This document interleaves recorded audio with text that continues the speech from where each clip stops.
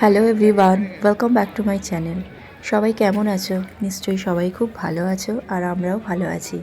আজকে হচ্ছে 26 ডিসেম্বর, আর 26 ডিসেম্বর মানেই ইউকেতে হচ্ছে বক্সিং ডে।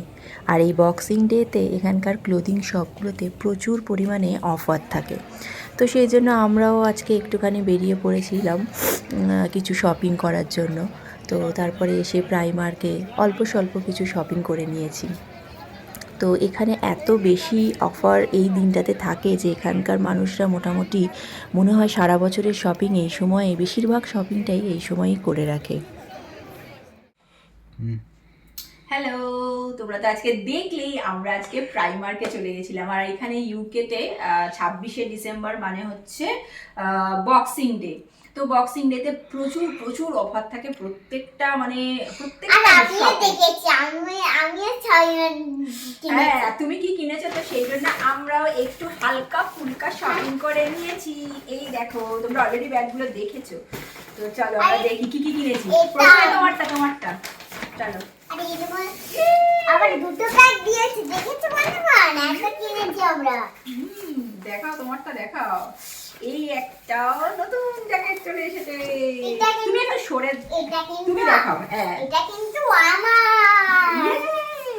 খুব সুন্দর। এটা বেশ হালকা হেভিও রয়েছে, ভেতরটাও একদম সুন্দর উল উল করা রয়েছে। একদম খুব সুন্দর ভেতরটা এবং বেশ মোটা। টুপিও রয়েছে। দেখি এদিকে ঘোরো, পেছন ফিরে যাচ্ছ কেন?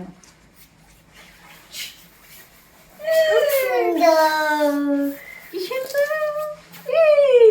এটা হচ্ছে ডুগুর হয়ে গেল।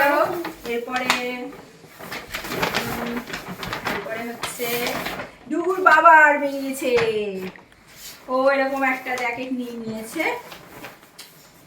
দেখো, এই কালারটা ছিল না, তাই এই কালারের। কালারটা কেমন হয়েছে তোমরা বলো। আর ছেলেদের ছেলেদের কেন, মেয়েদের বিশেষ করে এই ধরনের ভারী উইন্টার জ্যাকেটে মাল হয়ে যাবে। হ্যাঁ, মারও হয়ে যাবে, সবারই হয়ে যাবে। তো এই ধরনের কালার থাকে সাধারণত। এটা আমরা মিলেমিশেই পরে যেতে পারি। মিলেমিশে তুমিও করবে। এবার মাম্মি, এবার মাম্মিটা দেখায়। এইটা হচ্ছে আমার আমার মাম্মি। আমিও নিয়ে নিয়েছি এরকম একটা জ্যাকেট। মার আবার দুটো আছে। এই যে একটু লং টাইপের, দেখতেই পাচ্ছ, একটু লং। আমি যে রেড কালারের জ্যাকেটটা পরি ওটা মোটামুটি এতটা মতো আসে, এটা আর একটু লং। তো এখানে একটু লং জ্যাকেট হলে ভালোই হয়, বেশ গরম থাকে বডিটা। তো সেই জন্য এটা নিয়ে নিয়েছি। কেমন হচ্ছে আমাদের সব শপিং তোমরা জানিও। তোর পেঙ্গুইনটা এই দেখ ডুবু, লাইট জ্বালা। দাদা ও একটা পেঙ্গুইন নিয়ে এসেছে। ওগুলো অন্ধকার কি করে হবে? এই তো, দাঁড়াও দাঁড়াও, ওয়েট ওয়েট, আমরা আছি।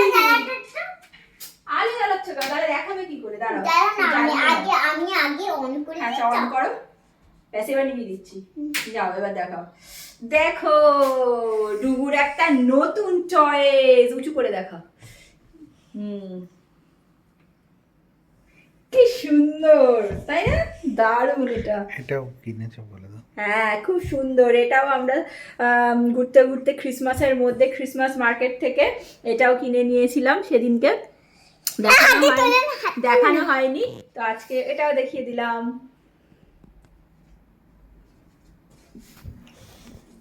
Lights on, it's over. যা যা শপিং করেছি তোমাদের সঙ্গে তো দেখিয়েই দিলাম। এইবার হচ্ছে ডিনার রেডি করার পালা। এখানে যেহেতু ঠান্ডার জায়গা না, আমি সকালে মানে ব্রেকফাস্ট বা লাঞ্চ বা ডিনার সব কিছুই কিন্তু খাওয়ার জাস্ট কিছুক্ষণ আগে গরম গরম বানিয়েই খেয়ে ফেলি। যেরকম ইন্ডিয়াতে থাকতে করতাম, সকালবেলা উঠেই রান্না বান্না করে রেখে দিতাম, তারপরে সেটাই রাতে গরম করে খাওয়া হতো। কিন্তু এখানে এসে সেটা আর করি না।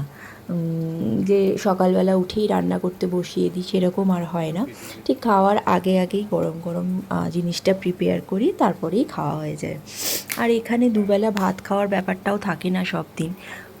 এখানে অনেক সময় দুপুরের দিকে স্যান্ডউইচ বা নুডলস বা পাস্তা এই ধরনের শুকনো খাবারও অনেক সময় খাওয়া হয়।